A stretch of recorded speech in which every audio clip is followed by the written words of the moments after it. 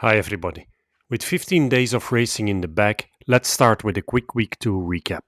2,396 kilometers and 27,000 meters of elevation gain have been covered so far, and there's 1,009 kilometers and 17,500 meters of elevation gain to go till Rome. Week 2 started with a short 141k Apennine stage with the first category mountaintop finish, where the breakaway got freedom and Valentin Parepintre took an amazing victory ahead of Bardet and Tratnik. On stage 11, Milan took another impressive win ahead of Groves and Lonardi. On stage 12 then, Alaphilippe bagged a long overdue win in epic fashion, making a two-man break with Maestri stick till the final wall, where he dropped Maestri to finish the stage solo. He now joins an elite club of riders, having won at least one stage in every Grand Tour. Also on stage 13, we saw a textbook lead-out by Little Trek, and there was nothing to do against Jonathan Milan. On stage 14, we saw Pogačar hold his ground amongst the heavier time trial specialists. Ganna took the predicted win, yet Pogačar came home in second and G in a respectable fourth, yet 45 seconds down on Pogačar. The next GC rider on the list was O'Connor, who almost lost a minute. Week 2 ended with his Giro's Queen stage, 222k and over 5,700 meters of climbing. As predicted, Pogačar wanted this stage and in the process destroyed any hopes his GC opponents might have left. Here's the GC going into the final week of the 2024 Giro d'Italia, with Pogačar having a 6 minute 41 buffer on Geraint Thomas and 6 minutes 56 seconds on Dani Martinez. Jan Hirt moves into P10 following his great performance on stage 15. I usually don't get into the young rider competition, yet I'm mentioning it now, given that it may have an influence on the further race, because rest assured that Ineos is going to defend Thomas' second spot while trying to break Tiberi in the process and to take the white jersey home with Aresman. In the points competition, Milan sits solidly in the lead. Also expect some of the fast men not to start the final week. In stage 15, Scaroni scored some good points from the break, as did Quintana, yet by taking the win, Pogačar remains solidly in the lead of this competition as well.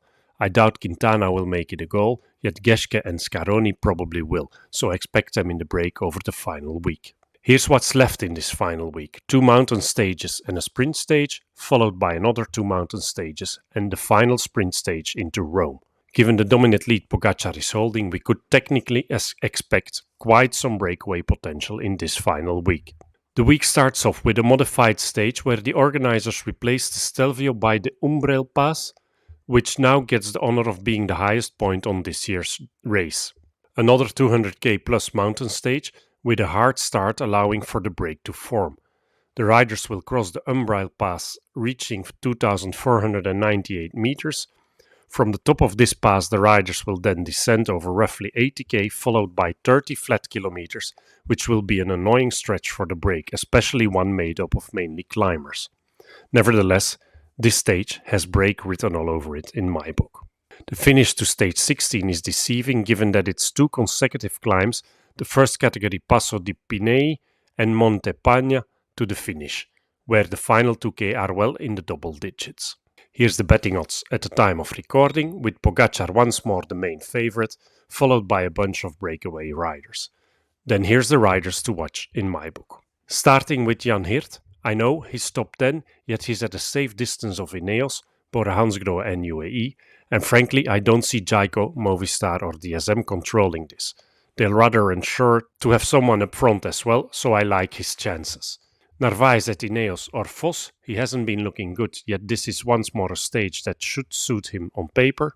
Will UAE choose to get one of their riders in the break? I doubt it, yet it's not excluded, and if they do, Grosschartner is my pick. I also like Valter at Visma Leasebike for this one, as I like Caruso at Bahrain for this stage, yet given that this may leave Tiberi vulnerable, I doubt he'll get the freedom from his team.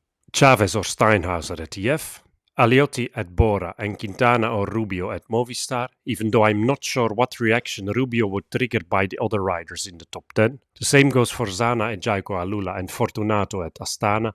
Both may trigger some kind of snowball effect. We'll also get to see whether Scaroni tries to score some more mountain points. Then I'm also calling JP Lopez at Little Trek once more. At DSM, Bardet will be marked and I'm expecting Vermarke in the break, Whether he stands a chance to take this home will depend on his fellow adventurers. Others I'll be eyeing are Pozzovivo and Covilli at Bardiani, Piganzoli at Polticometa and Geschke at Cofidis. Conci at Alpecin, Storer at Tudor, and Baudin and or one or both of the Parepintre brothers at AG2R. Quintana, Valentin Parepintre and Hirt are my 4-star favorites for this stage. Steinhauser and Chavez get 3 stars. Valter and JP Lopez get 2 stars. Storer, Conci and Geschke each get 1 star. In terms of podium, I'm calling the stage for Jan Hirt ahead of Valentin Parepintre and Steinhauser. Somehow, I think Pogačar would like to see him more in the front, increasing the chances that those in second and third will defend the podium on the stages to come and increasing his chances to take another easy stage by just following wheels. Enjoy the stage and see you tomorrow for my stage 17 preview.